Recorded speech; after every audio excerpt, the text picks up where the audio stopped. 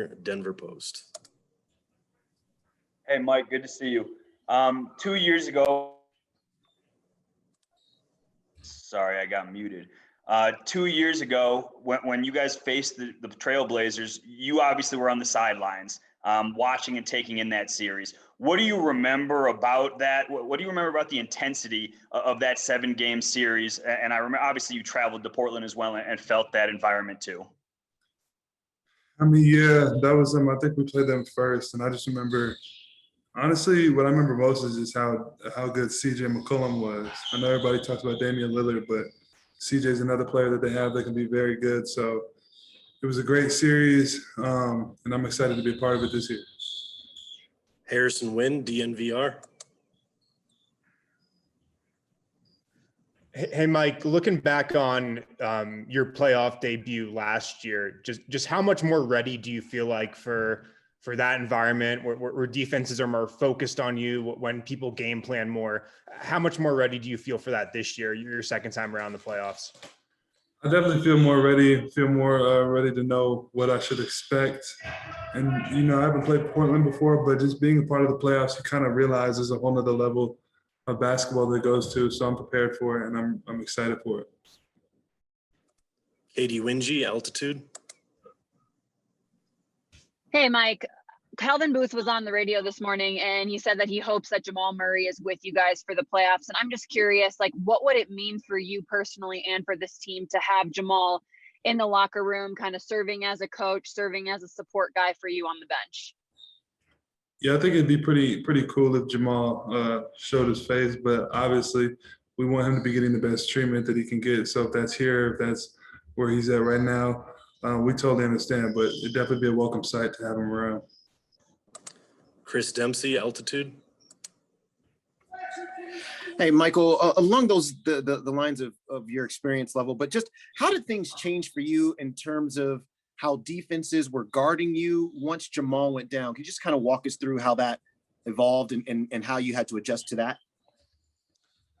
I mean, you know, a lot of my stuff with Jamal came weak side. You know, if Joker, him got in trouble, it was getting swung my way. I get wide open threes, wide open, you know, closeouts. I could drive the closeouts. And the game was just a lot more open. When you're a vocal point of a team scouting report, it's just they're more paying attention to you. So it's like that you got to really use your head to get shots. You know, you're gonna have to shoot tougher shots, and it's definitely been a difference. You know, I was getting more rebounds when Jamal was playing partly because I was using some of that energy to crash the offensive glass, but a lot of times I'd already be in the corner just chilling. So when a shot went up from Jamal or Joker or whoever, I had a lot of time to crash. Now I'm playing a lot above the break. So when shots go up, it's harder to crash from the perimeter, you know, than it is from the corner. That's another thing that's a little different. But, you know, it's a welcome sight. Just to adjust my game to play with whoever I'm out there on the floor with. I got to be versatile in that way. So, Mark Kisla, Denver Post. Hey, Michael. I'm going to take you back to Portland a couple years ago. You were on the bench. You were enthusiastic, and then Evan Turner said that you got him pretty upset. Him and the Blazers pretty upset. What the hell did you do, and how much are you looking forward to actually playing against the Blazers in a playoff series? What I do? What happened? I forget.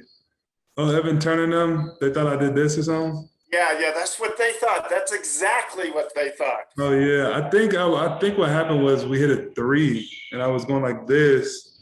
And then I think that was just my last finger down, and it looked like I was, you know, flipping them off. And I think Damian Lillard, like, posted it on his Instagram. And I was kind of surprised because I ain't gonna lie, it did look like that, but I wasn't even trying to do that. But it is what it is. You know, it's in the past. So I'm excited to play this series. Vinny Benedetto, Denver Gazette.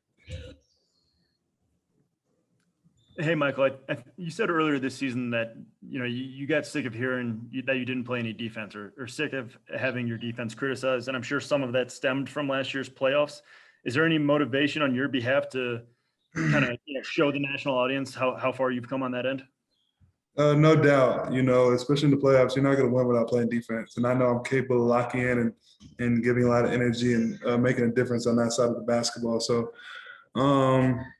definitely looking forward to that. Probably more than the offensive stuff. That'll come. Defense is what I'm excited for individually. Katie Wingy, Altitude. Mike, you've played on some pretty big stages, obviously, and last year's playoffs in the bubble, that was one thing. But now you're having an opportunity to get more of a feel for what the real NBA playoffs are like, playing in front of some fans at the very least, traveling to opposing arenas. What are your expectations for that, and are you excited? Definitely excited. At the end of the day, it's still basketball. It's just going to be a lot more, guys are going to be a lot more locked in. It's going to be a lot more intense, but it's still basketball. So you got to up your intensity and match the intensity and exceed the intensity of your opponent, but it's still basketball, and it's been something I've been doing my whole life. So I'm looking forward to it, playing on the biggest stage you can possibly play on. And every game, every possession matters, so I can't wait. Christos Saltis. Hey, Michael, hope you are doing well. I would like to ask you how beneficial for you was the last season experience in playoff in the bubble, and how important is to set the tone from the game one and approach it as as the most important game of the series? I mean, nothing can come close to playoff experience because, you see firsthand, like from game to game, you're playing the same team over and over again, and the adjustments teams make, the adjustments you have to make as a team, you have to make as a player, but every game is so different, and it's just so much more intense. So, I mean, last year definitely prepared me more for this year. It was my first playoffs. We made a Western Conference Finals run. This year, obviously, my role is a little bit different, but I got to be locked in. And game one, it's definitely setting the stage for the series. And I'm looking forward to Saturday. I think we play Saturday. All right, Mike, we got time for one more. We're going to end with Mike Singer, Denver Post. Hey, Mike, how do you handle the pressure of being the number 2 option and obviously having more responsibility? How do you navigate that pressure going onto this stage? I mean, I don't really view it as number 2 option, number 3, number 4. Like, we're a team. There's gonna be games when one person's hot. There's gonna be games when another person's hot. There's gonna be games when one person's shooting more than the other. I don't really view it like that, but I do know that I have more responsibility on my shoulders, and I'm welcoming it. Like, I'm embracing it. It's where I wanted to be. Progressing, taking a jump. I want to take a jump every year. I'm never gonna be content. So I'm embracing it, and I'm excited to see what teams throw at me and how I'm going to overcome those situations. All right, that'll do it. Thanks, Mike. All right.